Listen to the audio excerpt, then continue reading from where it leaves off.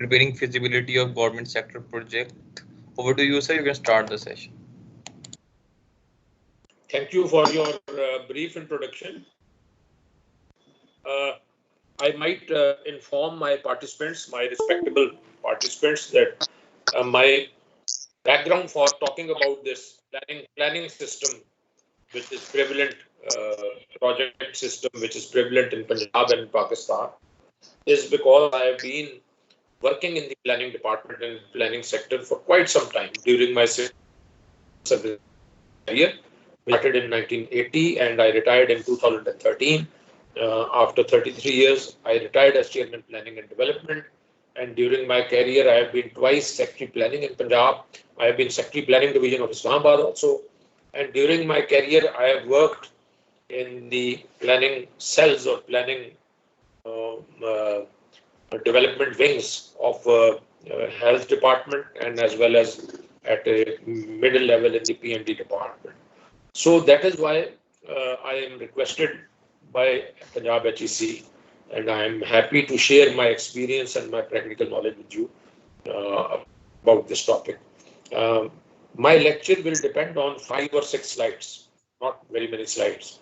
But before I start these slides, I will spend about 5 to 10 minutes in describing to you the genesis, origin, and history of the planning system in Pakistan. And so whatever slides I will share and when I will talk to you until I give you the perspective, background, its origin, its evolution, तो फिर बात नहीं बनती है. आपको history पता होनी चाहिए कि कहाँ से ये आया है. And that will logically then take me to my topic. So the first 5 to 10 minutes I will spend discussing the history of planning system in Pakistan, the evolution of planning system, and then I will go to my slides and explain to you the whole project planning cycle with the help of feasibility, concept of feasibility, and the concept of having performers PC1, PC2, PC3, PC4, PC5. वो क्या है? And how do they represent the planning cycle or project cycle? और project cycle क्या होता है? तो और मेरी कोशिश ये होगी, क्योंकि मैंने ये नोट किया है कि मेरे लेक्चर्स में क्योंकि आप सब लोग तजुर्बेकार और पढ़े लिखे लोग हैं, so lot of it is learned during the question and answer session. क्योंकि बाज़ वक्त मुझे भी नहीं पता होता कि आप क्या चीज़ ढूंढ रहे हैं from my lecture, but my lecture provokes you or you bring your own experience in your questions, and when replying to your questions, I also start learning, and I also am able to give you more. But जब तक मैं lecture करूं तब तक मेरी request होगी कि आप चाहे क्वेश्चंस अपने नोट करते रहिए लेकिन खामोशी से सुनिए, because I will leave at least 20-25 minutes for question and answers. क्योंकि फ्राइडे है तो फ्राइडे में 1:15 शार्प या 1:15 से भी 5 मिनट आगे पीछे we would like to end so that you can go ahead for your Friday prayers. So let's now spend around a few 7-8 minutes on the history of planning in Pakistan. इसमें मैं आपके आगे यही खिदमत में अर्ज करूंगा कि Pakistan came into being in 1947, and when Pakistan came into being, the West Pakistan, which is now Pakistan, that was a underdeveloped part of United India. That was not a highly developed part. It was a poor, underdeveloped part of United India. Karachi, the only port, had around maybe 4 lakh population or 5 lakh population, maybe less. As compared to Madras, Calcutta, and Bombay, it was a small city. Nothing compared to what was already there in a developed form in United India. And the capital of United India was Delhi. So Delhi bhi wahan reh gaya. Or probably the most important big city which to the share of Pakistan was Lahore, which was historically, famous and developed city, and which had been at least capital of headquarter of Punjab province of Punjab की जब सल्तनत वगैरह भी जब बनी. तो इसके अलावा यहाँ पे डेवलपमेंट बहुत कम थी. एग्रीकल्चर भी अंडर डेवलप था, इंडस्ट्री है ही नहीं थी, except for a couple of factories. कोई टेक्सटाइल में और एक सीमेंट में, यहाँ फैक्ट्रीज आई कोई नहीं थी, know industry and under developed agriculture.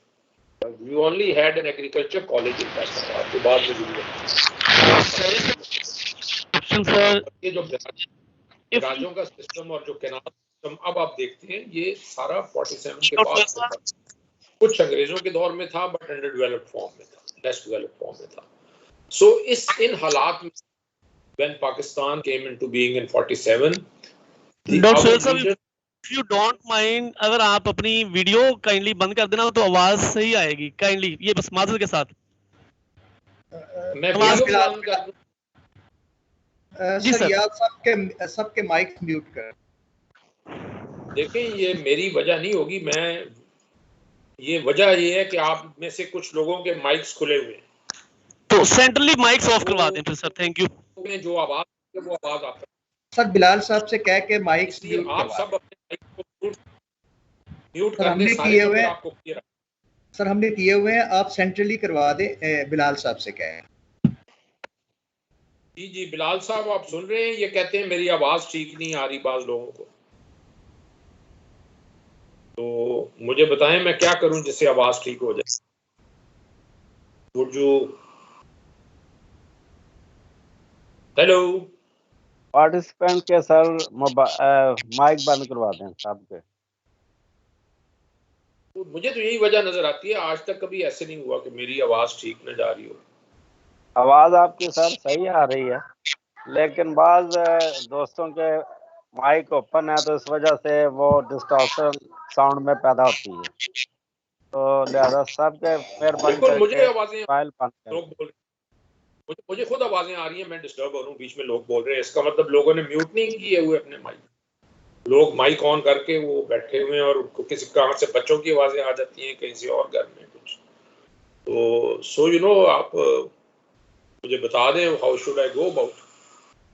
मैं उस तरह कर लेता हूँ. मेरा मसला तो मुझे नहीं लगता. मैं क्या अपना माइक बंद कर दूं तो मेरी आवाज आ जाएगी? अच्छा, थैंक यू. तो ये मैं जहाँ पे पहुंचा हूँ वो ये कि जब पाकिस्तान आज़ाद हुआ तो पाकिस्तान के जो लीडर्स थे उनके सामने 2-3 बहुत बड़े बड़े मसाइल खड़े थे. 2-3 issues were very big. The biggest issue was their security. And security, why? Because Pakistan had been created in the teeth of very strong opposition by the Indian National Congress. And not just Indian National Congress, but there were many Muslim leaders and Muslim parties who had opposed the creation of Pakistan, which included Ghaffar Khan's party, Sarhadi Gandhi jo कहलाते थे, and which included, let's say, Abul Kalam Azad, जो कांग्रेस ने अपने president बनाए हुए थे. और कांग्रेस कहती थी जी मुसलमान तो हमारी पार्टी में शामिल हैं, तो आपको मुस्लिम लीग की क्या जरूरत है. और भी बहुत रिलीजियस पार्टीज, दूसरे ग्रुप्स थे who were opposing कायदे-आज़म, और जो पाकिस्तान के फेवर में नहीं थे. So you know, when Pakistan came into being, it came into being in the teeth of tremendous amount of opposition from Indian Congress, जो कि मदरलैंड इंडिया को डिवाइड नहीं होने देना चाहती थी. और उनके बहुत से लोग एलाइज बने हुए थे मुसलमानों के अंदर भी. और इट वाज अ मिरेकल. मैंने हिस्ट्री अब बहुत पढ़ी है रिटायरमेंट के बाद, क्योंकि मैं पढ़ाने लिखाने से बिजी हो गया, मैंने सरकारी नौकरियां नहीं की. तो मैं ये समझता हूँ कि it was a miracle that God created a personality like Quaid-e-Azam at that time, कि जिसको समझ आ गई कि मुसलमानों के हालात यूनाइटेड इंडिया में सुधर नहीं सकते जब तक हम अपना होमलैंड नहीं लेंगे. एंड जो वो चट्टान की तरह फिर वो खड़ा हो गया इस डिमांड के ऊपर, और अल्टीमेटली अंग्रेजों को और कांग्रेस को पाकिस्तान की डिमांड कंसीड करना पड़ी. तो जब पाकिस्तान बन गया तो उस वक्त भी what I have read is that Indian Congress leaders were of the view कि 6 महीने में ये फेल हो जाएगा. This country will fail in 6 months और ये दोबारा शामिल हो जाएगा. और वो उस तरफ काम भी करने लग गए. फॉर एग्जाम्पल, उन्होंने कश्मीर का प्रॉब्लम एक क्रिएट किया. दूसरा, जो सेटल्ड मैटर्स थे, जो हमें पैसे मिलने थे यूनाइटेड इंडिया में as a share of Pakistan, या हमें असले में और फौज में, आर्मी में, इधर उधर चीज़ों में हमें शेयर मिलना था, वो उन्होंने नहीं दिया इंडिया. और मैं आपको रिकॉल ये कराऊं कि गांधी की जो किलिंग है, मर्डर ही उस वक्त हुआ व्हेन गांधी हैड स्टार्टेड मरण birth, hunger strike till death, demanding from Indian government कि जो पाकिस्तान का शेयर है, जो अंग्रेज हुकूमत के साथ मिलकर लिखत पढ़ता है हुआ वो पाकिस्तान को दें आप. और उस वक्त पाकिस्तान के स्टेट बैंक के को 55 करोड़ रुपए, उस वक्त 55 करोड़ रुपए आज के पता नहीं कितने अरब रुपए बनते होंगे. वो इंडिया ने रोके हुए थे, वो दिल्ली के अंदर रोक के बैठे हुए थे। सो पाकिस्तान की हर चीज स्क्रैच से बननी थी। इंडिया को एक बना बनाया मुल्क और बनी बनाई हुकूमत मिली।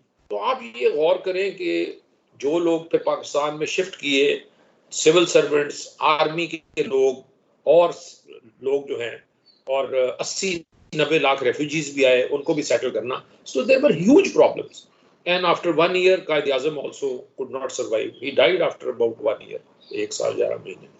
तो उन हालात के अंदर जो भी हमारे लीडर थे उस वक्त, उनके सामने ये दो मसाइल पड़े, how to secure Pakistan, number 2 Pakistan under developed था, पुअर था, how to accelerated development Pakistan में कैसे, तेज तरक्की कैसे इख्तियार की जाए।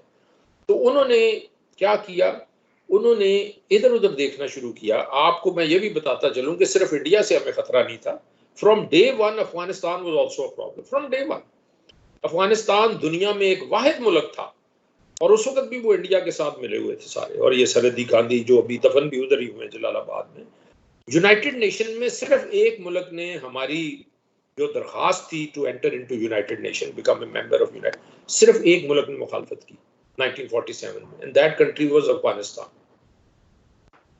आप ये इमेजिन करो। और बहरहाल उधर अफगानिस्तान, इधर इंडिया, अंदर भी लोग कई मुखालिफ।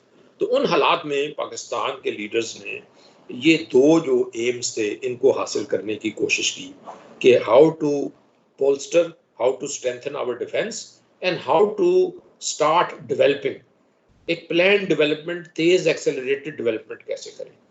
तो उसके लिए उन्होंने जो इधर उधर देखना शुरू किया कि हमें मदद चाहिए, बगैर मदद के हम नहीं कर सकते। तो they approach USA. Why USA? Because 1945 में after the end of World War II, USA had emerged as the sole superpower in the world. रूस तो बाद में डेवलप हो गया USSR, बट 45 के इमीडिएटली बाद, और रूस डिस्ट्रॉय भी बहुत हुआ जर्मनी से लड़ाई में, तो यूएसए डिस्ट्रॉय नहीं हुआ, यूएसए में तो अटैक नहीं हुआ कोई। तो USA emerged as the sole super power 45 के बाद। 47 में, 48, 49 में पाकिस्तान ने इधर उधर देखा, तो दे स्टार्टेड अप्रोचिंग यूएसए कि आप हमें मदद दें। तो लेकिन 49 से लेके 52 तक USA did not respond positively to Pakistan request for help. और यूएसए उस दौरान इंडिया की तरफ भी और इधर उधर देखता रहा कि इंडिया बड़ा मुल्क है, हम उनके साथ चले जाएं पाकिस्तान। तो but Pakistan kept on looking at USA कि दे शुड हेल्प मी। तो 52 में in USA there was a new republican party जो इलेक्शन में इमर्ज हुई। 52 तक डेमोक्रेट से और हैरी ट्रूमैन था, वो चला गया। 52 के बाद general Eisenhower, leader of the Republican Party, was elected as president of USA. And at that time, around 1953, the USA started responding positively to Pakistan's request. तो 53-54 में फिर पाकिस्तान और यूएसए के अलायंसेस और एग्रीमेंट्स होना शुरू हुए। और वो अलायंसेस और एग्रीमेंट्स दो किस्म के थे। एक तो उन्होंने हमारी डिफेंस को स्ट्रेंथन करने के लिए हमें इमदाद दी, जिसके अंदर आर्मी को असला वगैरह, टैंक्स, तोपखाना चीज़ें, और हमारी एयरफोर्स को भी उन्होंने यानी बोल्स्टर किया। तो उसके अंदर ये जो सेबर आप जेट, ये अमेरिका का उस वक्त most advance, one of the most advance jet था। वो तकरीबन 100 के करीब सेबर जो उनके वहाँ फारिग हुए थे कोरियन वॉर से, उन्होंने पाकिस्तान के हवाले कर दिए। और 65 की वॉर में this was the main stay of your air force, F-86 जिसे कहते हैं सेबर। उसके अलावा उन्होंने, आप नोट करें कि F-104 जो स्टार फाइटर अपना दिया, वो दुनिया का एडवांस तरीन फाइटर प्लेन था, फाइटर बॉम्बर स्टार। और वो आवाज से ज्यादा तेज रफ्तार पहला जहाज था जो अमेरिका ने बनाया हुआ, वो भी आपको उसने 2 स्क्वाड्रन या 1 स्क्वाड वो भी थी। तो ये मैं आपको मिसाल दे रहा हूँ कि जब हम उनके अलायंस में चले गए तो they not only provided us help for our defence, but the most important which is related to my topic is कि उन्होंने हमें कहा कि हम आपको इकोनॉमिक और डेवलपमेंट की हेल्प भी करेंगे। तो हमने, हमारे पास, मैं आपको ये बताता चलूं कि we had lot of good manpower, we had bureaucracy में professionals trained by British civil service के जो ICS से या CSP बन के आगे हुए थे। We had good number of economists, पढ़े लिखे लोग भी थे हमारे पास। तो वो जो यहाँ शिफ्ट करके, माइग्रेट करके, they had decided to come to Pakistan. So उन्होंने जो इकोनॉमिक हेल्प हमें करनी थी उसमें वो हमारे एक्सपर्ट्स के साथ बैठे और उन्होंने अमेरिकन यूएसएड ने ये किया कि उन्होंने एक यूनिवर्सिटी है उनकी बहुत फेमस हार्वर्ड यूनिवर्सिटी, आप सब पढ़े लिखे लोग हैं, you must be knowing that. तो Harvard University which was an old prestigious university, उसने जो इकोनॉमिस्ट थे, डेवलपमेंट एक्सपर्ट्स थे, उनको ये कॉन्ट्रैक्ट दिया कि आप पाकिस्तान जाके पाकिस्तान के एक्सपर्ट के साथ मिलके उनको तेज तरक्की करने का कोई सिस्टम, कोई निज़ाम बना के दें कि वो कैसे तेज तरक्की और बैलेंस तरक्की, दो चीज़ें, fast development, accelerated development and balanced development, जिसमें इंडस्ट्री एग्रीकल्चर साथ साथ डेवलप करें, because Pakistan was after all बुनियादी तौर पे एक एग्रीकल्चर कंट्री थी। तो ये जो हार्वर्ड को जो कॉन्ट्रैक्ट मिला, तो हार्वर्ड का हिस्ट्री में ये फेमस है, आप गूगल करेंगे आपको बहुत कुछ मिल जाएगा। एक ग्रुप वजूद में आया जिसको कहा जाता है हिस्ट्री में Harvard advisory group, Harvard advisory group HAG, और ये ग्रुप पाकिस्तानी एक्सपर्ट्स के साथ बैठा 53-54 में, और इन्होंने ये जो निज़ाम मैं आपको पढ़ाने जा रहा हूँ ये निज़ाम उन्होंने वज़ा किया। This system of plan development and the institutions for helping Pakistan to develop in a planned manner, accelerated development, balanced development, ये institutions उन्होंने create किए, ये कहीं से copy नहीं किए गए, they were not copied from here and there, they were designed for Pakistan, Pakistan के हालात को सामने, और उसके बाद जो कुछ हुआ वो आपको पता ही है, 10, 15, 20 साल इतनी तेज तरक्की की पाकिस्तान ने कि तकरीबन सारी दुनिया से, जो आप हिस्ट्री में अभी पढ़ते हैं कि लोग यहाँ सीखने आते थे कि 6, 7, 8% ग्रोथ रेट पाकिस्तान और तेज तरक्की कर रहा है, कैसे कर रहा है, and they learn from our planning system. तो ये उसका नतीजा ये हुआ कि हमने एक प्लानिंग सिस्टम क्रिएट किया 1954 के लगभग, और उसको 1955 में इम्प्लीमेंट करना शुरू कर दिया। उस प्लानिंग सिस्टम के 3-4 खदोखाल मैं आपसे शेयर करके अपनी स्लाइडों पर चला जाऊंगा। एक तो उन्होंने कहा जी आपको लॉन्ग टर्म प्लानिंग करनी चाहिए, 15 साल, उसको पर्सपेक्टिव प्लान उन्होंने कहा कि आपको 15 साल तक होराइजन देखना चाहिए कि हम कहाँ जाना चाहते हैं। दूसरा उन्होंने कहा आपकी बैलेंस तरक्की होनी चाहिए, इंडस्ट्री एग्रीकल्चर साथ साथ, और इंडस्ट्री भी आप ज्यादातर ऐसी बनाएं जो एग्रीकल्चर बेस्ड हो, क्योंकि आपकी कॉटन की प्रोडक्शन है, मेज भी आप प्रोड्यूस कर सकते हैं, वीट भी करते हैं, राइस भी प्रोड्यूस हो सकता है, शुगर केन भी हो सकता है। तो ये चीजें जो हैं इंडस्ट्री में भी काम आती हैं। शुगर केन से शुगर बनती है, कॉटन से आपको पता है बहुत कुछ बनता है, not just cloth but then you can go on yarn, cloth, फिर मेड अप गारमेंट्स, क्या क्या कुछ नहीं आप बनाते।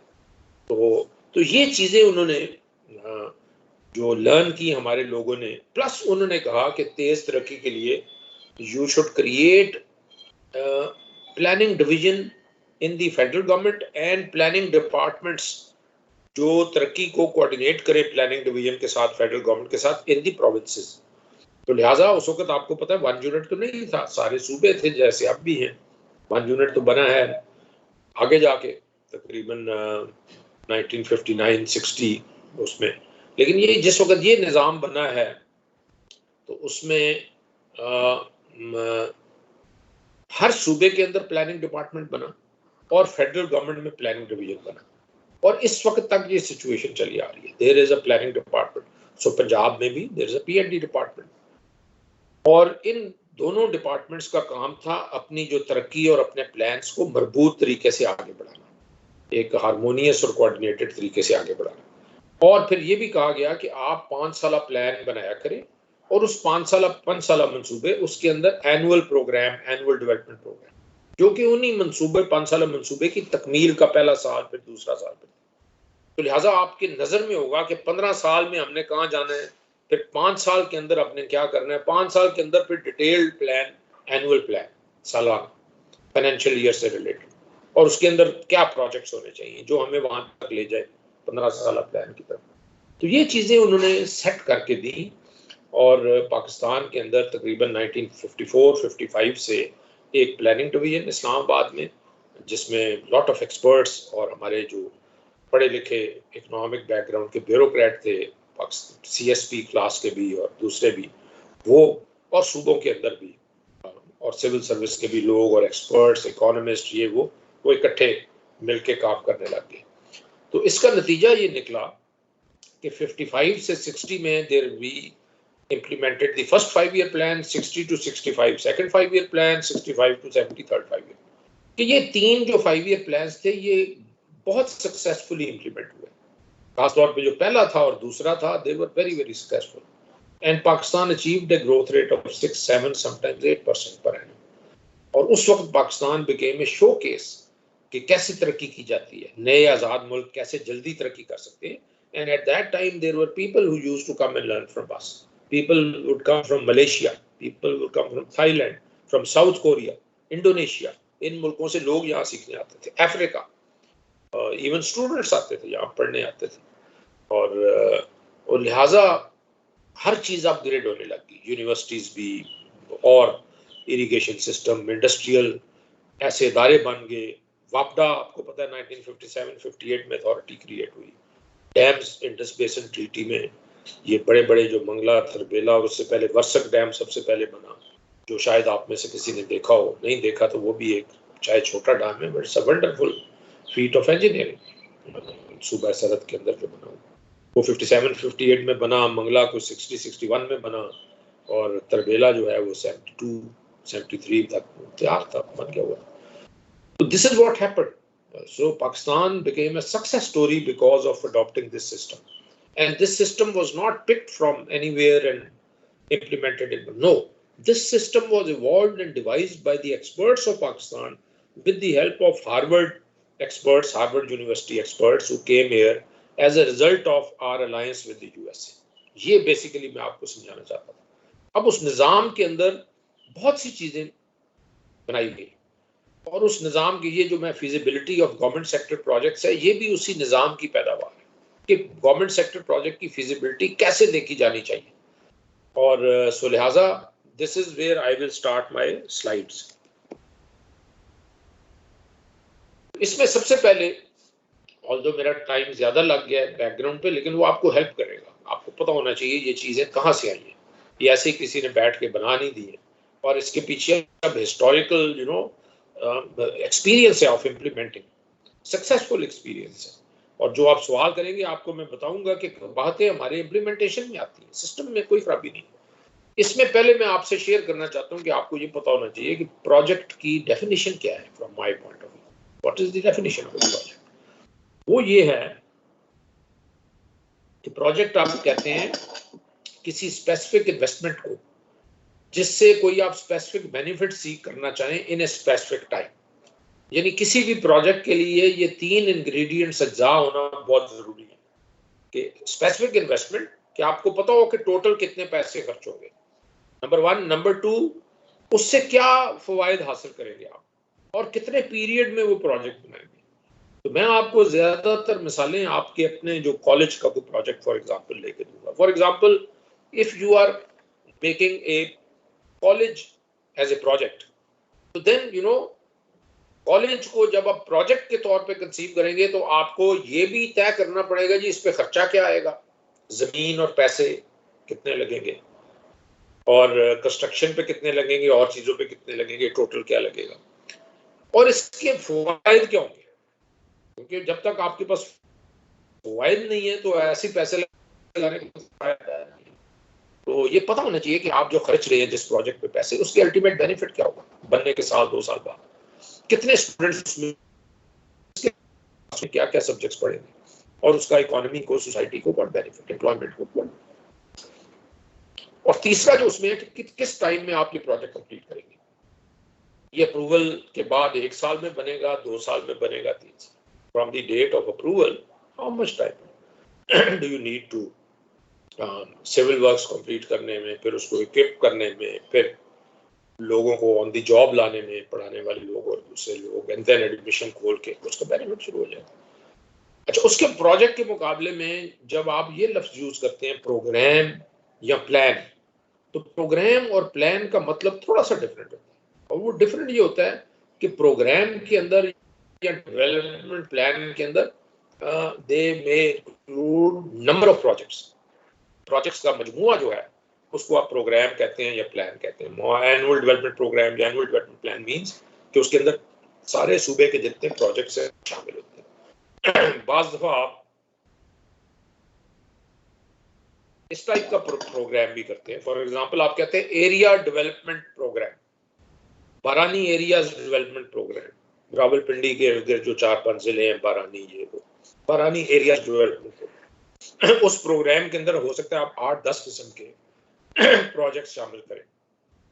छोटे छोटे डैम्स भी शामिल करें, स्मॉल डैम्स, जो बारिश होती है, रन ऑफ वाटर को कहीं इकट्ठा करके किसी स्ट्रीम को रोक के आप, और फिर उसकी मदद से आप वहाँ कमांड एरिया डेवलप कर सकें जिसमें आप कुछ चीज़ें उगा सकें, क्योंकि वहाँ बारानी एरिया में many areas because of lack of water cannot grow anything.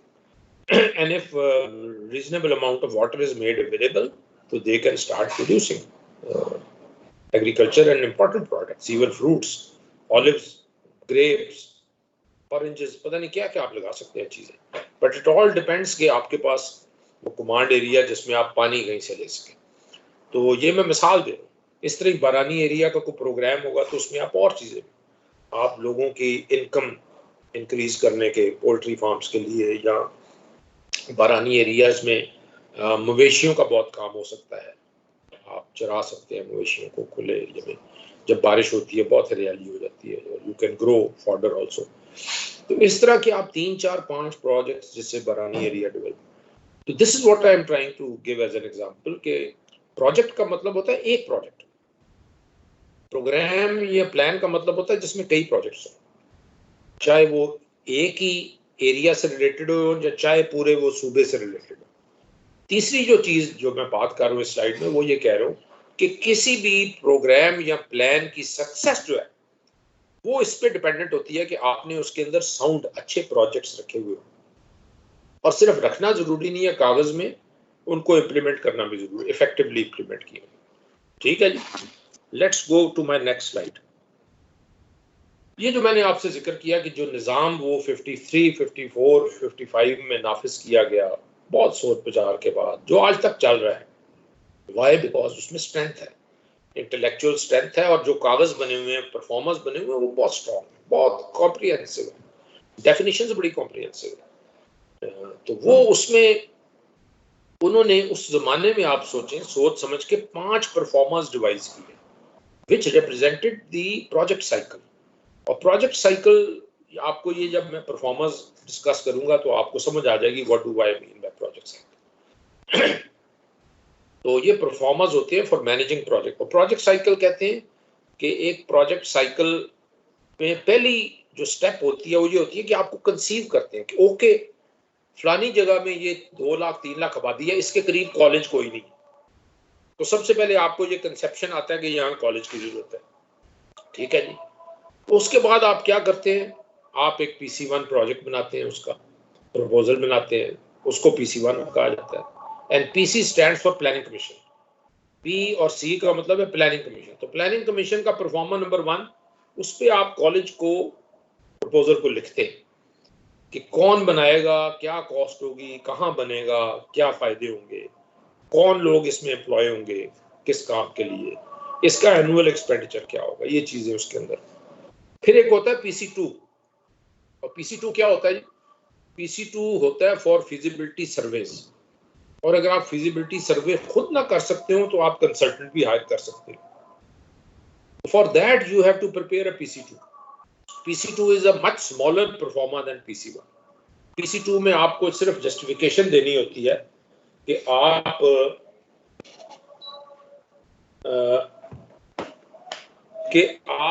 For example आपको जरूरत है और कोई ऑर्डर आया हुआ है कि आप फलाने एरिया में कॉलेज बनाएं, तो अब उस एरिया में कौन सी मौजूद जगह है कॉलेज बनाने की, और कॉलेज डिग्री हो, पोस्ट ग्रेजुएट हो, या फिलहाल वो इंटर लेवल का कॉलेज हो, ये चीजें तय करने के लिए कॉलेज की कैपेसिटी कितनी हो,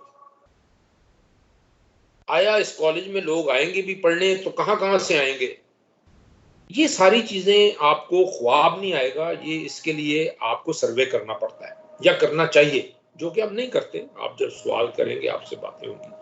लेकिन ये PC2 इसलिए बना है कि अगर डिपार्टमेंट ये मुनासिब समझता है कि कहीं बनाने से पहले मंसूबे को वो सर्वे करे, सर्वे करके जिसमें वो जो लोग जिनके बच्चों ने उधर पढ़ना है उनसे भी मशवरा करे, और वो सर्वे करने के लिए अगर उसके पास अपने एक्सपर्ट्स नहीं है तो it can also hire consultants जिनको वो पैसे दे के सर्वे करा सकता है।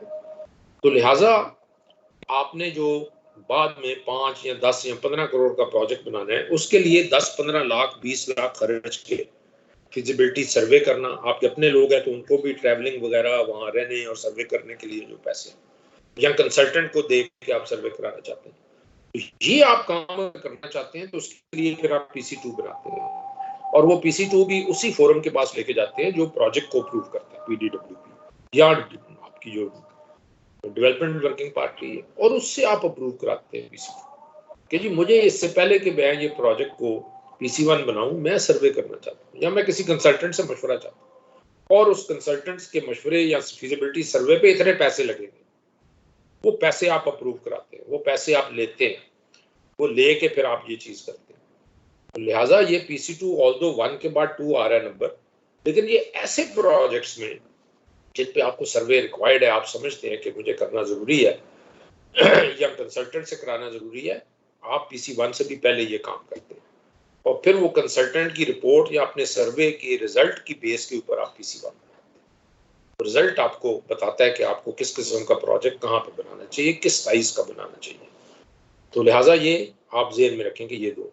मैं आपको PC2 के बारे में ये भी बताता चलूँ कि अगर आपने किसी प्रोजेक्ट के लिए फॉरेन एड अरेंज करनी हो और आपको पता हो कि ये फॉरेन एड अवेलेबल है, कुछ आपसे इनफॉर्मल बातचीत भी हो रही हो किसी बैंक में से, वर्ल्ड बैंक की, एशियन बैंक की, किसी और इदारे में, डेफिड की जो यूके का इदारा है, यूनिसेफ की, यूनेस्को की, यूरोपियन यूनियन की, बहुत सारे इदारे, इस्लामिक डेवलपमेंट बैंक भी है, तो आप पहले उसी अथॉरिटी के पास जाते हैं जिसने मंसूबा अप्रूव करना होता है अल्टीमेटली, और कहते हैं कि जी मैं आपसे ये भी इजाजत चाहता हूँ कि मैं इस मंसूबे के लिए फॉरेन एड नेगोशिएट कर सकूं, फॉरेन एड की डिस्कशन कर सकूं, फलाने 1-2 इदारों का आप नाम भी लेते हैं, और वो लिहाजा ये इसको कॉन्सेप्ट क्लियरेंस कहते हैं। आप concept clearance for a project and for obtaining foreign add for that project, वो भी PC2 की मदद से करते हैं।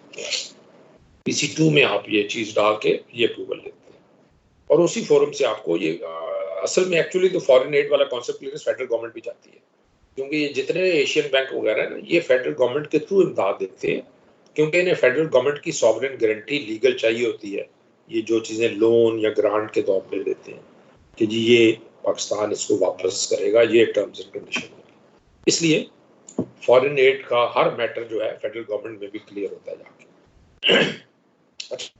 सोच लें कि फिजिबिलिटी आपने सर्वे करा लिया, कंसल्टेंट से करा लिया, उसकी बेसिस पे you have prepared a PC1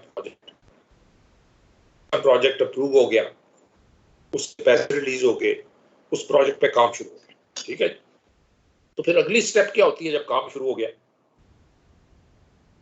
और आपने ये कहा कि जी 2 साल में ये मंसूबा बनेगा, तो फिर आपको तकरीबन हर महीने या दूसरे तीसरे महीने आपकी जिम्मेदारी होती है to obtain progress report, monthly और एनुअल, हर महीने की भी आती रही और एनुअल भी आए, उसके लिए भी परफॉर्मा मौजूद है, PC3 उसे कहा जाता है। सो PC3 परफॉर्मे के ऊपर आप प्रोग्रेस रिपोर्ट लेते हैं। उस प्रोग्रेस रिपोर्ट का फायदा ये होता है कि आपका जो महकमा जो ओनर है और उस महकमे में जो डेवलपमेंट से डील करने वाले एडिशनल सेक्रेटरी हैं या DPI के जो स्टाफ वाले लोग हैं, प्रोजेक्ट डायरेक्टर भी है, उनको पता चलता रहे कि is the project being smoothly implemented, smoothly हो रहा है या कहीं रुक तो नहीं गया, और रुक गया तो उसकी वजह क्या है, और अगर रुकने की वजह आपको इन टाइम पता चल जाए then help in removing that obstacle so that वो प्रोजेक्ट किसी छोटी फजूल सी वजह की बेसिस पे रुका ना रहे। क्योंकि हमारे यहाँ ये बहुत बड़ी ट्रेजेडी है कि वो अप्रूव करके इम्प्लीमेंट हो रहा है, उसके बाद लोग सो जाते हैं और बहुत देर हो जाती है जब पता चलता है कि वो तो जी 4 महीने से काम रुका हुआ है, क्योंकि उसमें मे बी ठेकेदार भाग गया है या उसके अंदर कोई जमीन का झगड़ा पड़ गया है या उधर कोई किसी ने कोर्ट से स्टे ले लिया और वो 4 महीने तक किसी को पता ही नहीं कि जी मैं इसको इस ऑब्स्टिकल को रिमूव करूं so that the project is also again put in its place, और उतनी देर में इसके पास जो पैसे मुख्तस हुए हैं उनको इधर उधर भी अप्रोप्रिएट कर दूं ताकि वो लैप्स ना हो। तो लिहाजा you can imagine how important progress report is, monthly भी और एनुअल भी। और इसका पर्पस है। अगली स्टेप प्रोजेक्ट साइकिल में क्या होती है, क्योंकि अब आपका प्रोजेक्ट मुकम्मल हो गया, फर्स्ट करें आपने फिजिबिलिटी सर्वे कराया, उसकी बेस पे PC1 भी बना, प्रोग्रेस रिपोर्ट्स, इम्प्लीमेंटेशन शुरू हुई, उसके बाद प्रोजेक्ट कंप्लीट हो गया। जब कंप्लीट हो जाए तो then there is another proforma which is known as PC4 and PC4 represents a completion report.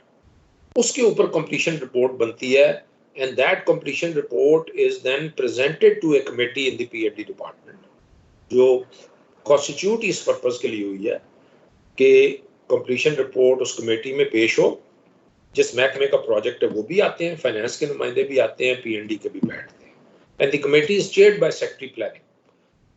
और वो कमेटी जब कंफर्म कर लेती है, मिनट हो जाते हैं, रिकॉर्ड हो जाता है कि ये प्रोजेक्ट मुकम्मल हो गया, इसकी बिल्डिंग बन गई है, इसका इक्विपमेंट भी ऑर्डर प्लेस है, आ रहा है, लग रहा है, इंस्टॉल हो रहा है, लैब, लाइब्रेरी, ये वो, और तो लिहाजा वो कंप्लीशन रिपोर्ट उधर जब ऑन हो जाती है, सब कंफर्म कर देते हैं, तो फिर दैट बिकम्स अ बेसिस कि आप फाइनेंस के पास जाके उसके ऑपरेशनल एक्सपेंसेस, वो जिससे आप SNE कहते हैं ना, न्यू एक्सपेंडिचर, वो आपको डेवलपमेंट साइट से नहीं मिलते।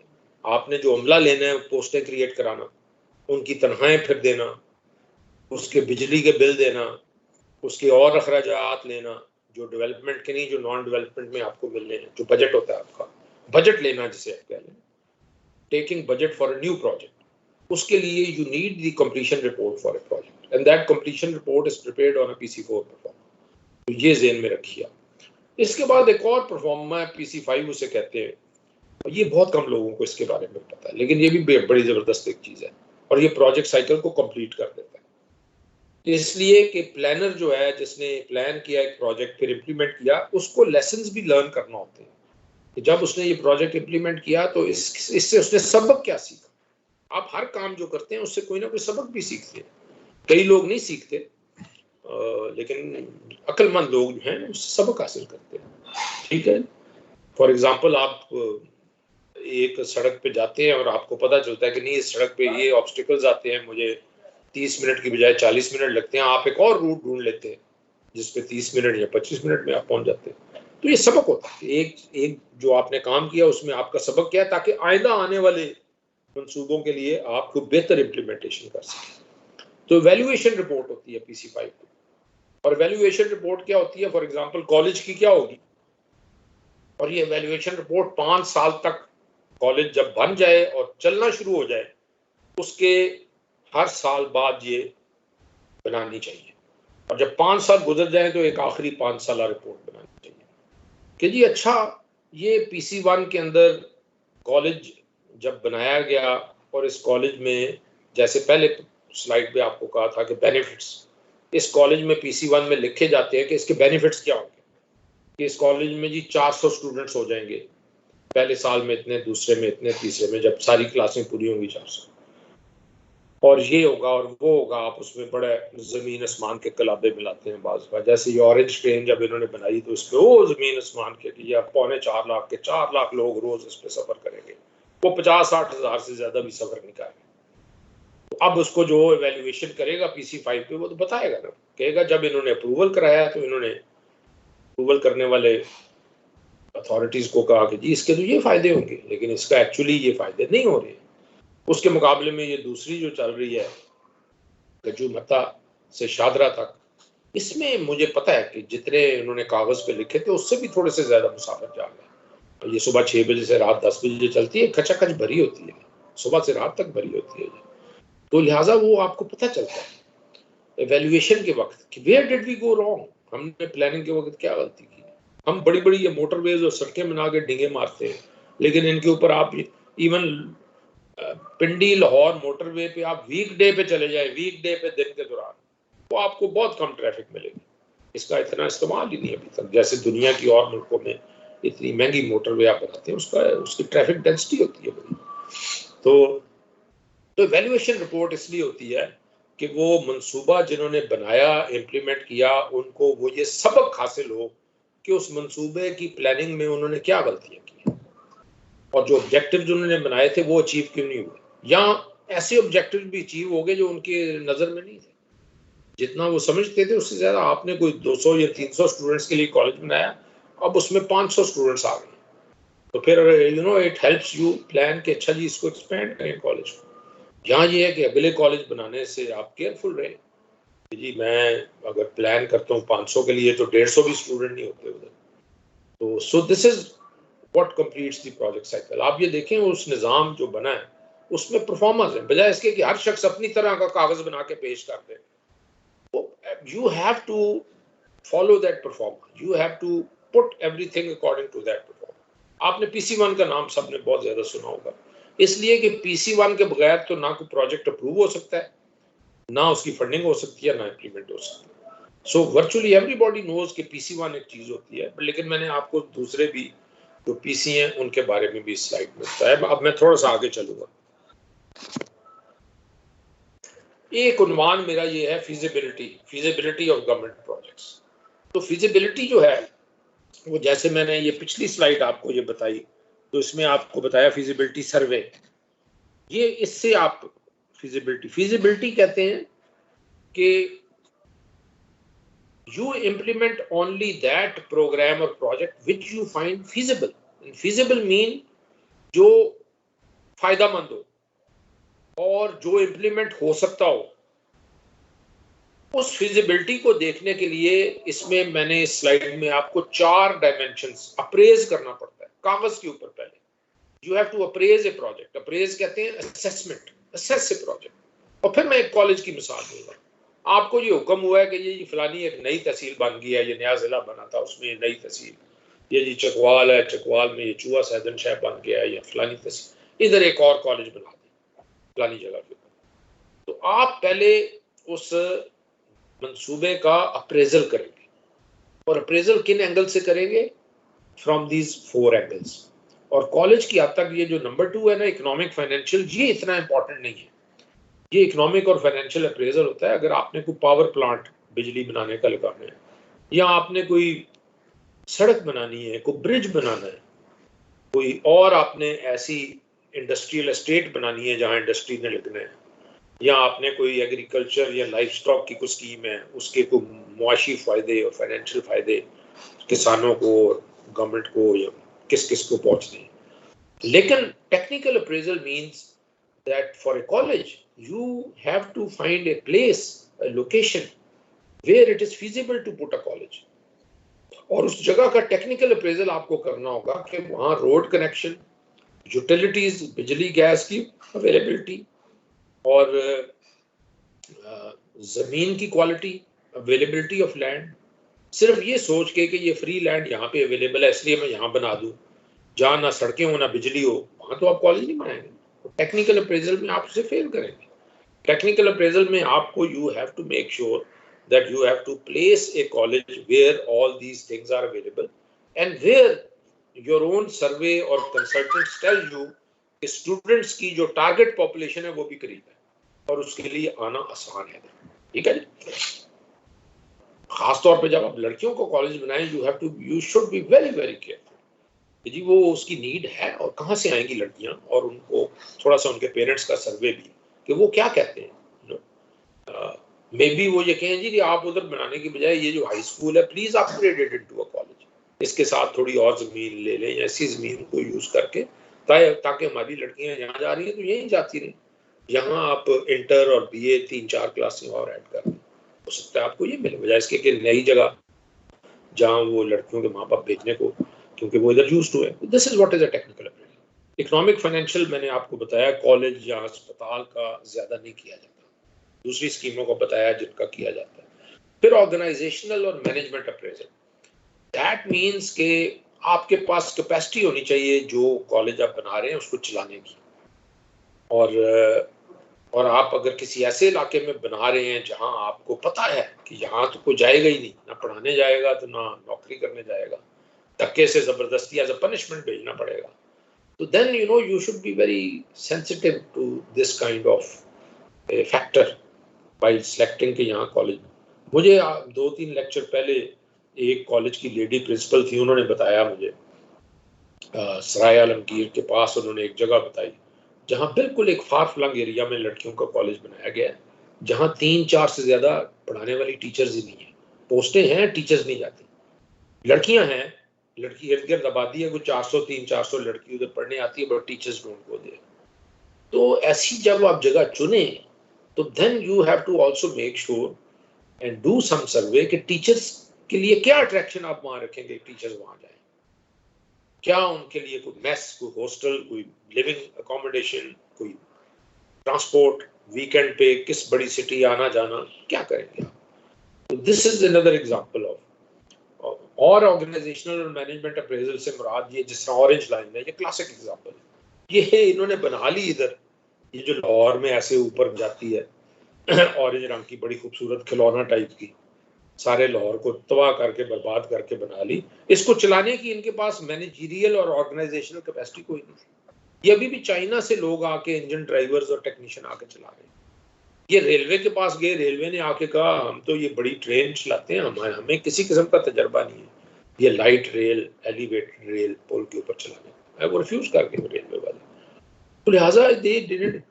दूसरी मिसाल इसकी मैं ये देता हूँ कि मैं हेल्थ डिपार्टमेंट में 3 साल डेवलपमेंट विंग चलाता रहा हूँ, तो हम केयरफुल होते थे उस वक्त जब हम ये जो चिल्ड्रन हॉस्पिटल उस दौर में बना था, मुझे याद है, तो चिल्ड्रन हॉस्पिटल के लिए बहुत एडवांस्ड हमने मेडिकल इक्विपमेंट प्लान किया कि खरीदे, क्योंकि फ्यूचरिस्टिक होता है।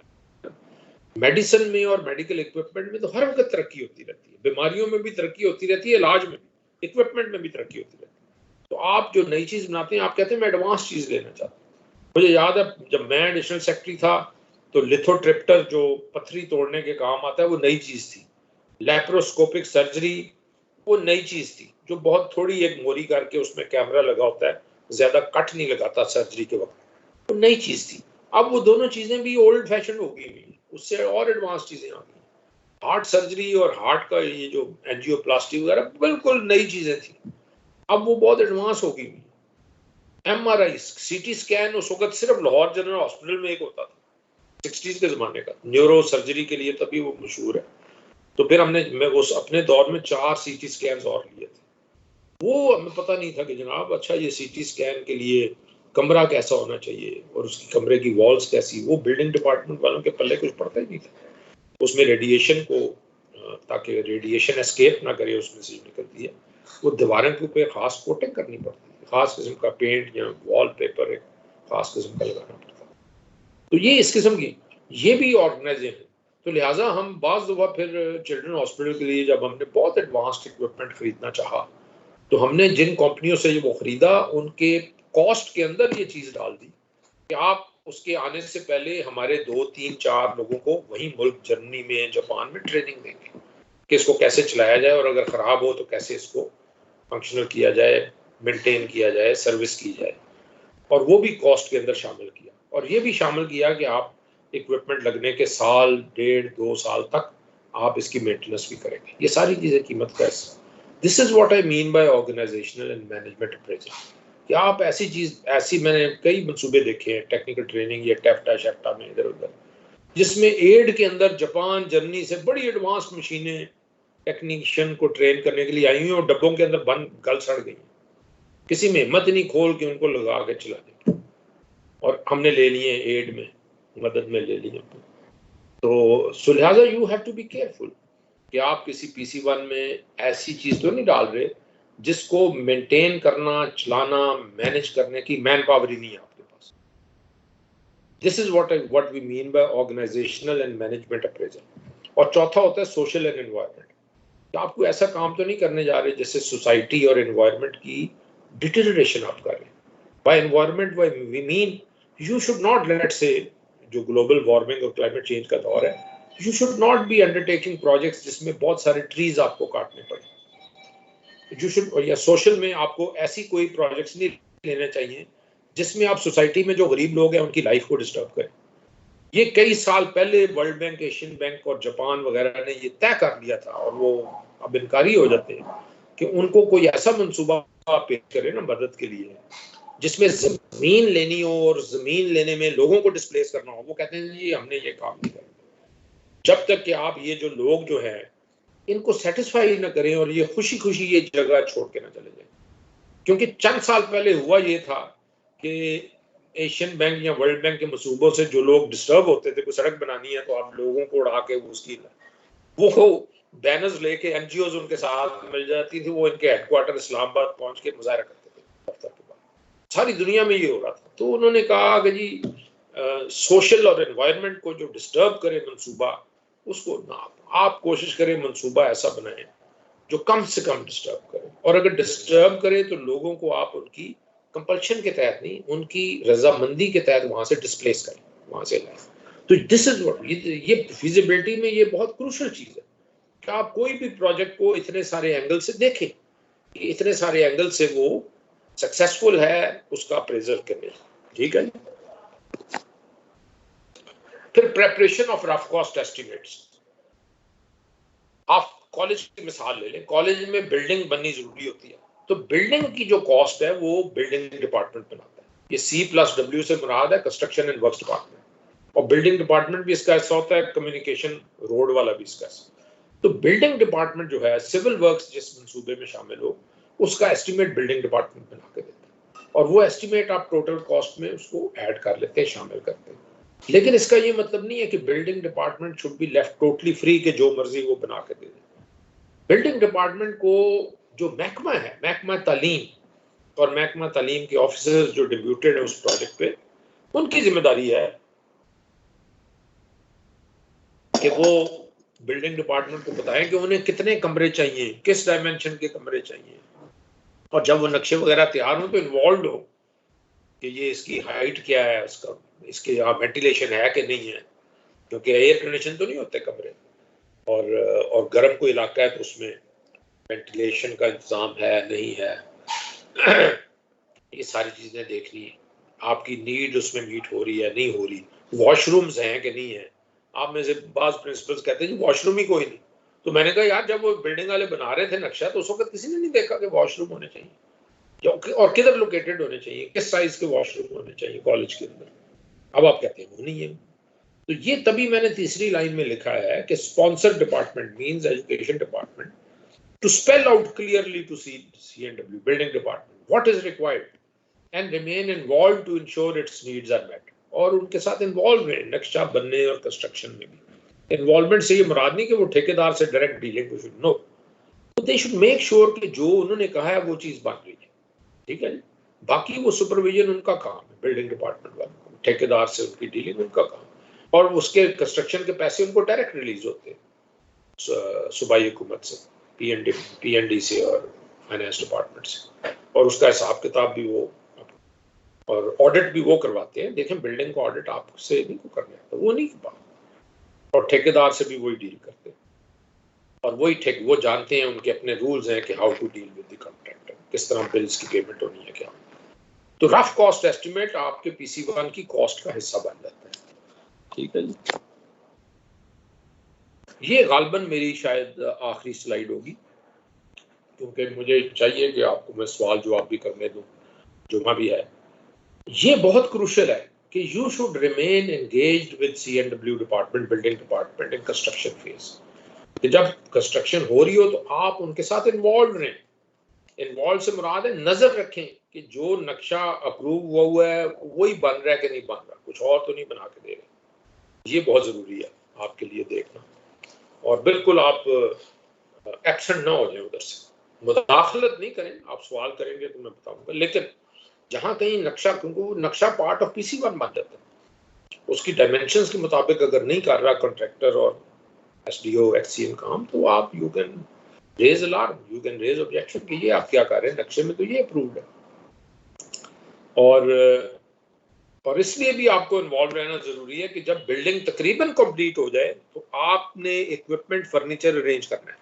वो बिल्डिंग डिपार्टमेंट का काम नहीं है, उसके पैसे भी आपको रिलीज होते हैं वो पेपरा के मुताबिक आप और ताकि ये ना हो कि बिल्डिंग बन जाए और वो बिल्डिंग वाले और कॉन्ट्रैक्टर कहे जी आप बिल्डिंग अब लेके इस्तेमाल करें, तो आप उसके साल बाद आप उसको इस्तेमाल ही ना करें, तो नई बिल्डिंग को आबाद नहीं करेंगे आप, वो खंडर बनना शुरू हो जाती है फौरन। You have to, so you have to arrange furniture, lab equipment, library, जो भी चीजें इन टाइम। तो वो 80-90% जब बिल्डिंग बन गई हो तो आपको वो प्रोसेस शुरू कर देना चाहिए, ताकि वो बिल्डिंग जो ही कंप्लीट हो। हमारे हॉस्पिटल्स में बहुत होता है ये जिन्ना हॉस्पिटल चाइनीज इक्विपमेंट यहाँ आना था, तो वो चाइनीज के साथ जो हमारा एग्रीमेंट था उसके मुताबिक वो एक्सपर्ट्स अपना इक्विपमेंट लेके आ गए। सीटी स्कैन भी था उसमें, एक्सरे मशीनें फलानी ये वो आके बड़े परेशान हुए क्योंकि बिल्डिंग अभी मुकम्मल ही नहीं थी। तो कई दफा होता है कि आप पहले ले लेते हैं चीजें फिर भी खराबी है, कई दफा होता है कि बिल्डिंग बन जाती है और फिर आप शुरू करते। But this has to be harmonised, coordinated, क्योंकि वो बिल्डिंग वालों ने बनानी है, इक्विपमेंट आपने लेना है, इसलिए ये बामी कोऑर्डिनेशन जरूरी है। और फिर जब ये सारा कुछ हो जाए तो कंप्लीशन रिपोर्ट PC4 जो मैंने आपको बताया पिछली स्लाइड में, वो लेके अप्रूव कराएं, क्योंकि उसको अप्रूव किए बगैर आप स्टाफ की पोस्टें और बजट अप्रूव नहीं करा सके। और वो अप्रूव नहीं होगा तो इक्विपमेंट भी आ जाए, बिल्डिंग भी बन जाए, तो काम शुरू नहीं होगा। काम शुरू नहीं होगा तो जो बेनिफिट है उस प्रोजेक्ट का वो चलिए आप कर नहीं सके। This was my last slide. I am open to, thank you. Yes, now you can put questions to me, कम से कम 20 minute, 20-25 minute I am available, and thank you very much for your silence. अब आप अपने हाथ खड़े करें और सवाल करते जाएं, मैं अपनी कोशिश के मुताबिक आपके जवाब दूंगा। जी, ये रजाक साहब हैं कोई, और कमर साहिबा, इनमें से कोई कर लें पहले सवाल। माइक अनम्यूट क्वेश्चन पूछ सकते जी, अस्सलाम वालेकुम सर। नाम बताएं अपना। जी, अस्सलाम वालेकुम सर। जी वालेकुम सलाम। सर डॉक्टर असमत इलाही अर्ज कर रहा हूँ, government college of science Multan से। जी डॉक्टर असमत साहब फरमाएं। सर आपने फिजिबिलिटी के हवाले से बात की है, माशाल्लाह लेक्चर आपका बहुत अच्छा था।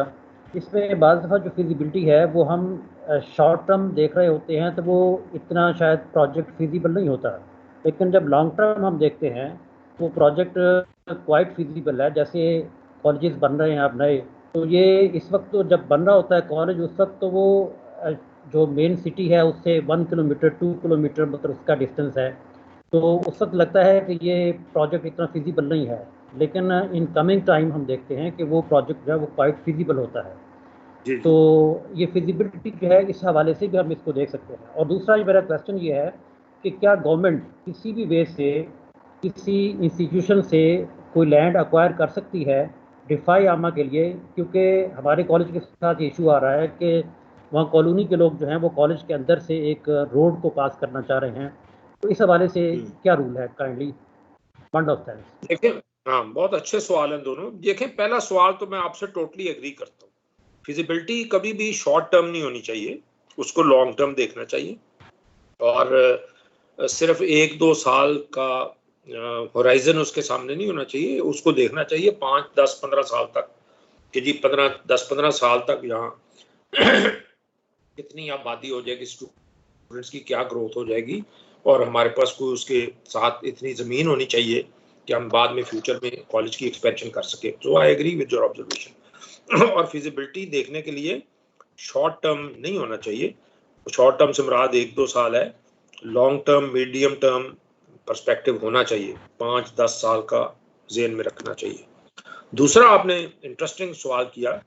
यस, मुफाद आमा के लिए हुकूमत अगर चाहे तो वो अपने ही किसी इदारे से ज़मीन ले सकती है। फॉर एग्जांपल किसी कॉलेज के अंदर से वो अब एक रोड निकालना चाहती है तो निकाल सकती है, लेकिन उसके लिए महकमा तालीम से उसको इजाज़त देनी पड़ेगी।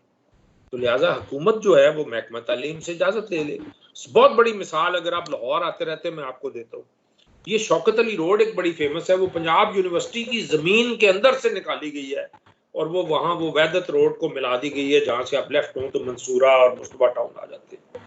तो पंजाब यूनिवर्सिटी ने दे दी, वो लैंड देनी पड़ी पंजाब यूनिवर्सिटी को, क्योंकि वो नहर से आगे, अदरवाइज वो भीकेवाल एक मोड़ है शेख ज़ायद हॉस्पिटल साइड पे, तो भीकेवाल मोड़ पे सारी ट्रैफिक हरकत फंसी रहती थी। तो वो शौकत अली रोड के उस एक्सपेंशन की वजह से तो बड़ी हद तक ट्रैफिक का मसला हल हो गया है, लेकिन वो पंजाब यूनिवर्सिटी को अपनी लैंड देनी पड़ी है जो उसने पुराने वक्तों में खरीदी हुई थी। और आपको पता है अगर आप लाहौर आए तो पंजाब यूनिवर्सिटी के पास बेशुमार ज़मीन है, अच्छे वक्तों में उन्होंने खरीदी हुई है वो सारी, जब वो लाहौर शहर से बिल्कुल बाहर थी और सस्ती मिल रही थी। तो बिल्कुल मफाद आमा में, लेकिन उसमें उस महकमे की अंडरस्टैंडिंग भी शामिल होनी चाहिए और अप्रूवल होना चाहिए। ठीक है जी, नेक्स्ट। जी अस्सलाम वालेकुम सर। जी जी कमर हफीज बात कर रहा हूँ सर। सर कुछ चीज़ें जो आपने अभी लाहौर के हवाले से बात की, मैं भी तकरीबन 20-22 साल से लाहौर में यही पढ़ा, यहीं पर आजकल जॉब करता हूँ। जी जी। तो उस हवाले से पहली बात तो मैं आपकी इंडोर्स करूँगा, ये जो प्लानिंग की है हम लोगों ने परवेज़ इलाही साहब के दौर में, ये बिल्कुल डिफरेंट प्लानिंग की, ये दोनों अंडरग्राउंड थी मेट्रो जो थी हमारी। जी जी जी जी जी। तो वो एक फैंटास्टिक किस्म का मंसूबा था। लेकिन क्या बात है कि हम मॉरली बाद में आने वाले लोग, ऑफिसर्स या जो भी कंसर्न है, वो मॉरली इस लेवल पे नहीं होते कि वो उस चीज को अपोज कर सके। जी जी। कि भाई ये इस तरह नहीं होना चाहिए, ये इस तरह होना चाहिए। जी जी। और दूसरी चीज जो मैं कहूँगा, ये जो सियालकोट मोटरवे बनाया है हमने, आम सा स्टूडेंट, मुझे ज्यादा समझ नहीं है बातों, लेकिन मैंने उस पर सफर किया है। लाहौर से सियालकोट तक जीडी रोड से जाएं, अभी रोड खराब है, और सियालकोट तक मोटरवे से जाने में और यहाँ से जाने में 20 मिनट का फर्क है।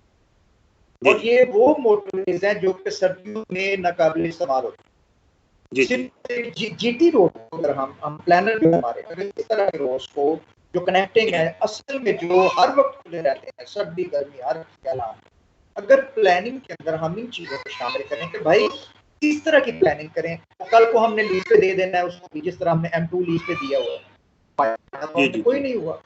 तो इस तरफ क्या हमारे जो अरबाब इख्तियार हैं, जिनमें ऑफिसर्स हैं, टेक्नोक्रेट्स हैं, ब्यूरोक्रेट्स हैं, ये लोग अखलाकी तौर पे इस लेवल पे नहीं होते कि भाई ये जो है ना वो मुखालफत कर सकें, जी हुक्मरानों की मुखालफत कर सकें कि भाई ये काम करें, ये मत करें।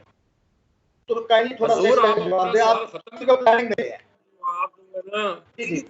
प्लीज अपना सवाल खत्म कर दें। आप ये स्पीच जी प्लीज हो गया, ये सवाल हो गया, आप तो ये लेक्चर प्लीज अपना बंद कर देना। आप सवाल कर लिया है तो ये दूसरों को भी मौका दे दें। आप जो बातें कर रहे हैं वो ठीक कर रहे हैं।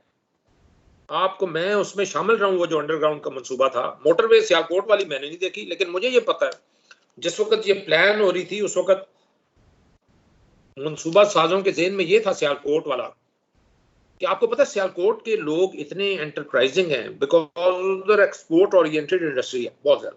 उन्होंने अपने खर्चे से समड़ियाल में सियालकोट के करीब एयरपोर्ट भी बना दी, और वो हुकूमत पाकिस्तान से मच लेस एक्सपेंस पे बनाई है, और वहां से डायरेक्ट सामान लेके, स्पोर्ट्स गुड्स, सर्जिकल गुड्स, चीजें लेके जाती हैं। पूरे वर्ल्ड कप के जो फुटबॉल है सारे सियालकोट में बनते हैं, शायद आपको पता हो। तो लिहाजा उस वक्त ये जो रोड बनाने का मंसूबा, उस वक्त ज़हन में 2-3 चीजें थी। और जो आपसे पहले सवाल वाले ने बात की ना कि आप शॉर्ट टर्म नहीं सोचते, लॉन्ग टर्म सोचते हैं। एक तो सियालकोट और सियालकोट के इर्द गिर्द टेक्निकल इंडस्ट्री बहुत है, तो यहाँ इस सियालकोट लाहौर मोटरवे के ऊपर 2-3 टेक्निकल यूनिवर्सिटीज भी बननी है, ये मैं आपको बता दूं फ्यूचर में, अगले 10-15 साल में। दूसरा ये है कि सियालकोट के जो एक्सपोर्टर्स हैं, जो बाहर की दुनिया से हर वक्त राब्ते में रहते हैं, उनके लिए अगर आप ये मोटरवे की अलाइनमेंट देखें ना, तो एयरपोर्ट पहुंचना बहुत आसान है। ये वो 20 मिनट का फर्क होगा, वो एयरपोर्ट तक जाने में शायद 30-40 का फर्क हो जाए। उनके लिए 30-40 मिनट का भी जो टाइम है वो वैल्यूएबल है, उनके लिए टाइम इज मनी। तो ये भी ज़हन में उनके था। लेकिन वो जो आप पहली बात ये अंडरग्राउंड की और उसकी, यस, उसमें हुक्मरानों की चॉइस शामिल होती है। फिर उसमें सिर्फ टेक्निकल लोग कुछ नहीं कर सकते, टेक्निकल लोग अल्टरनेटिव्स बता देते हैं। तो चूंकि हुकूमत चेंज हो गई थी परवेज इलाही की, मैं उस मंसूबे में शामिल था जो अंडरग्राउंड बननी थी। तो इन्होंने जब इनको बताया गया, नई गवर्नमेंट आई शहबाज शरीफ की, तो उन्होंने कहा नहीं, इसमें तो पैसे भी ज्यादा लगेंगे, टाइम भी ज्यादा लगेगा। लेकिन हकीकत ये है कि लॉन्ग टर्म सोचते तो ये एक परमानेंट, एक जबरदस्त लॉ शहर की ये चीज बन जाती।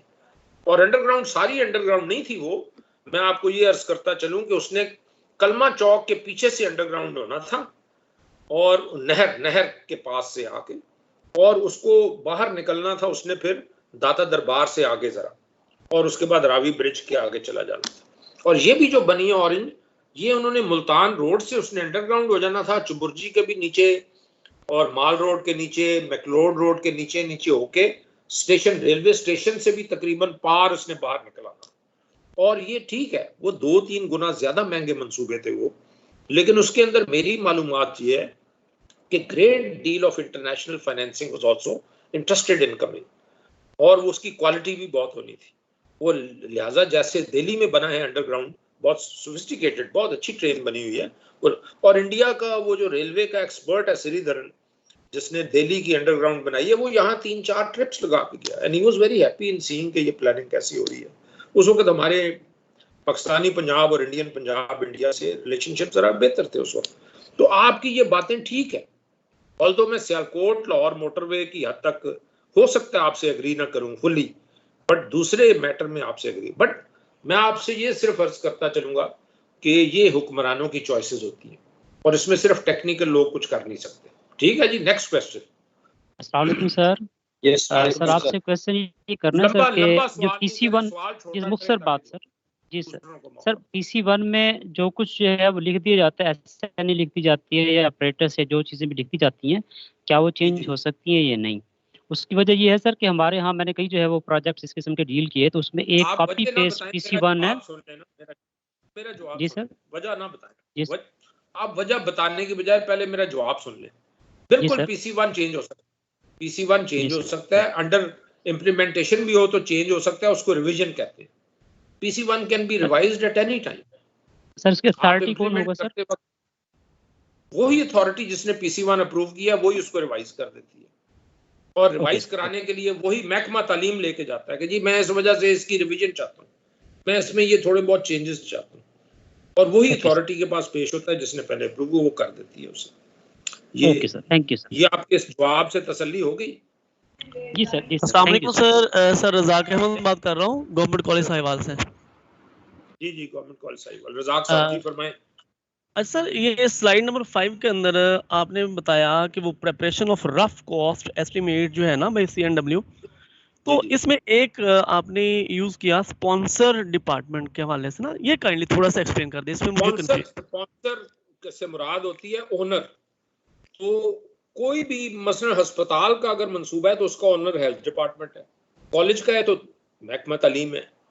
तो स्पॉन्सर डिपार्टमेंट वो होता है जिसका मंसूबा है, जो ये मंसूबा PC1 बना के लाता है अप्रूविंग अथॉरिटी के पास, उसका स्पॉन्सर है। तो लिहाजा CNW तो है एग्जीक्यूटिंग डिपार्टमेंट बिल्डिंग का, उसका स्पॉन्सर होगा अगर कॉलेज का मंसूबा है वो हायर एजुकेशन का। ठीक है जी, थैंक यू। नेक्स्ट जी जी जी सर, अस्सलाम वालेकुम सर। वालेकुम सलाम। सर मेरा क्वेश्चन ये है कि आपने ना स्टार्ट में बताया आपका नाम जी? जी मेरा नाम डॉक्टर अल्लाह है, गवर्नमेंट कॉलेज काउंसिल से मैं हूँ सर। सर आपने फरमाया था कि जी शुरू में हमारे जो अफगानिस्तान के साथ जो है ना वो उससे भी खतरा था, तो आज़ादी के वक्त, तो क्या आप भी आप महसूस करते हैं, क्योंकि हम तो शुरू से यही पढ़ते आ रहे हैं कि अफगानिस्तान हमारा बहुत बड़ा दोस्त है, तो आप क्या अब उस वक्त और आप में क्या आप फर्क महसूस करते हैं या उसी तरह से आप भी हमें इनसे खतरा है? देखें मैं एक दूसरा सर क्वेश्चन ये है कि सर्वे वाली बात जो की आपने, हमारी अक्सर जो मंसूबे हैं वो बंद कमरों में प्लानिंग होती है, प्रैक्टिकली कोई नहीं, मतलब सर्वे कोई नहीं करता, ठीक है, वो कमरों में बैठे आइडिया आया चलो उसके मुताबिक तो फिजिबिलिटी तैयार हो जाती है। तो इस हवाले से भी सर, और तीसरा ये कि C+W वाली आपने टर्म यूज की थी, काइंडली जरा उसका बताइएगा, तो मैं जरा उसको। सबसे पहले आप सुन लें C+W mean communication plus works. इससे मुराद है, कम्युनिकेशन से मुराद वो है सड़कें बनाने पुल बनाने वाला महकमा, और वर्क से मुराद है बिल्डिंग्स बनाने वाला। तो आपके कॉलेज बनाता है वो बिल्डिंग्स डिपार्टमेंट, वो भी इसे C+W महकमे का हिस्सा होता है। दूसरा सवाल आपने कहा अफगानिस्तान में हमारी दोस्त हुकूमत बहुत कम रही है पिछले 70-72 साल में, और ये पिछली हुकूमत भी जो 15-20 साल से थी, ये हर वक्त ये इसकी सारी फौज, ये फौज जो उड़ाई है अब, ये सारी इंडिया ने ट्रेन की है फौज, और इनके तमाम ऑफिसर ये अफगान नेशनल आर्मी जिसे अमेरिकन कहते थे, इंडिया के ट्रेन थे। और ये अशरफ गनी रोज बयान आपको देता रहता था पाकिस्तान के खिलाफ, आपको पता है ये सारी चीजें। तो वो हमारा प्रॉब्लम है उनके साथ, ठीक है हमारे दोस्त हैं, मुस्लिम ब्रदर्स हैं वो, और पश्तून है, 40-50% पश्तून आबादी है हमारे यहाँ भी पश्तून, तो वो इसलिए वो एक ये मूवमेंट भी चलती रही है जिसे आप पश्तून अभी भी एक चल रही है, पश्तीन तहफ़्फ़ुज़ मूवमेंट। उसके पीछे भी मेरे अपने अंदाजे के मुताबिक इंडिया और बड़े गद्दार किस्म के लोग हैं, ताकि पाकिस्तान को वो तोड़े। बहुत फोर्सेस लगी हुई हैं 47 से आज तक कि पाकिस्तान को तोड़ें और पाकिस्तान को तहलील करें, नुकसान पहुंचाएं, और पाकिस्तान को एक दफा तोड़ा जा चुका है। तो ये मेरा एक जवाब है इसका। तीसरा आपका सवाल क्या था? ये 2 सवाल तो हो गए। सर्वे वाला सर, सर्वे जो है ना वो हमारे तो होते ही नहीं। सर्वे सर जी, वो आप ठीक कहते हैं, बहुत से प्रोजेक्ट्स कमरों में बैठ के होते हैं, ये नहीं होना चाहिए। जो प्लानिंग सिस्टम बना के गए हुए हैं हमारे बुजुर्ग, इट डिमांड्स कि अगर आप सर्वे जरूर करें, या सर्वे आपने कोई पैसे खर्च के नहीं करना तो ऐसे लोगों की मदद से मंसूबा बनाएं जिनको नॉलेज है। मसलन आप किसी जगह कॉलेज बनाना चाहते हैं तो उस इलाके के लोगों से मशवरा किए बगैर तो आप नहीं यहाँ लाहौर में बैठ के कुछ लोग जिनको पता ही नहीं है उस जगह का, उनको नहीं बनाना चाहिए। तो लिहाजा दैट इज वाई उन्होंने ये प्रोविजन रखी हुई है कि यार आप पहले PC1 बनाने से पहले 10, 15, 20 लाख रुपए का PC2 बना के पैसे ले लें हमसे, वो कंसल्टेंट को दे के सर्वे करा लें, खुद सर्वे कर लें, उस सर्वे पे पैसे खर्च दें, सर्वेयर को पैसे दे दें। तो अपना जो मंसूबा है it should please base it on a survey, base it on knowledge.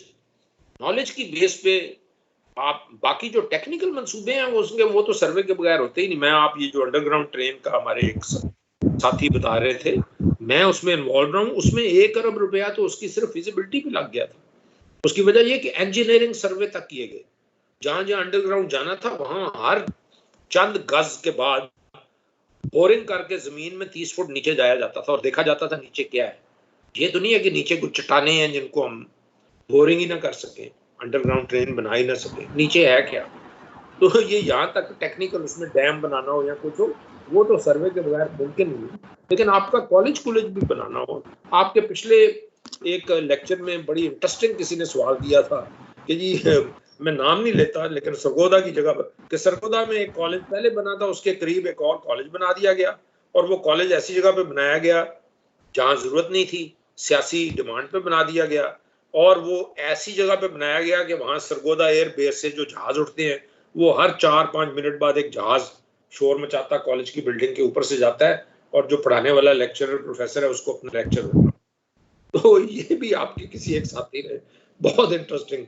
तो इस तरह के मंसूबे नहीं बनाने चाहिए जो फिजिबल नहीं है। मैं आपसे एग्री करता हूँ कि कमरों में बैठ के भी पॉलिटिकल बुनियादों पे पास फैसले करके बना दिए जाते हैं और वो फिर खराब साबित होते हैं। ठीक है जी, ये उठा लें जी। आखिरी सवाल कर लें क्योंकि आज फ्राइडे है, तो आई वुड लाइक टू एक आखिरी। अस्सलाम वालेकुम सर।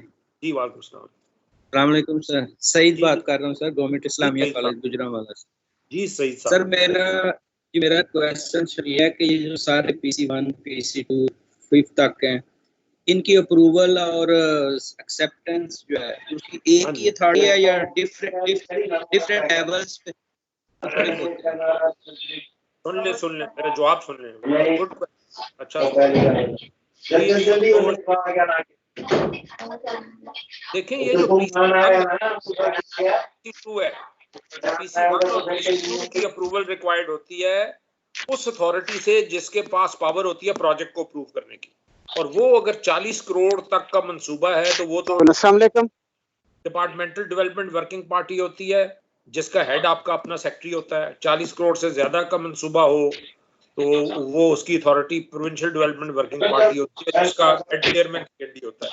और जो PC4 होता है वो एक सेक्रेटरी प्लानिंग, बाकी तो मॉनिटरिंग रिपोर्ट और इवैल्यूएशन रिपोर्ट है, उसकी अप्रूवल की जरूरत नहीं होती PC3 और PC5 की। तो ये अप्रूवल प्रोसेस। जी फरमाएं जी, नेक्स्ट आखिरी सवाल। जी लास्ट क्वेश्चन, या अगर क्वेश्चन नहीं है तो मैं कर सकते हैं। अस्सलाम वालेकुम सर। अस्सलाम जी अस्सलाम वालेकुम। वालेकुम सलाम। कौन? अस्सलाम वालेकुम। वालेकुम सलाम जी। अस्सलाम वालेकुम। वालेकुम सलाम। सर मैं इजाज अनवर बोल रहा हूँ, गवर्नमेंट एसोसिएट कॉलेज पसरूर से। जी फरमाएं इजाज साहब। सवाल जी। हेलो जी हेलो सर, सवाल ये कि हमारी बिल्डिंग BS प्रोग्राम के लिए मल्टी स्टोरी, लेकिन अभी अगला मरहला ये है कि स्टाफ नहीं है, हम BS प्रोग्राम कैसे हो, इस हवाले से पूछ रहे हैं सर, स्टाफ का कैसे करें, ऐसे नहीं ये प्रोसेस। स्टाफ तो देखें, जब आपकी बिल्डिंग तैयार है, सब है, तो वो तो आपने, अगर वो प्रोजेक्ट के जरिए बिल्डिंग तैयार हुई है तो उसका PC4 अप्रूव करा के उसके PC1 में जो एडिशनल स्टाफ आपने मांगा हुआ है वो लेके फाइनेंस के पास अप्रूवल ले आपका, मैं आपको स्टाफ का अप्रूवल लेके दे, ताकि आप उस स्टाफ को बाय ट्रांसफर या बाय हायरिंग। जी सर। जी आई थिंक जी तकरीबन टाइम हो गया है, अगर आप मुझे इजाजत,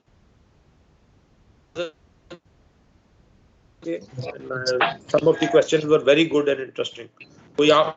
जी sir, thank you sir, thank you sir, thanks a lot for your time.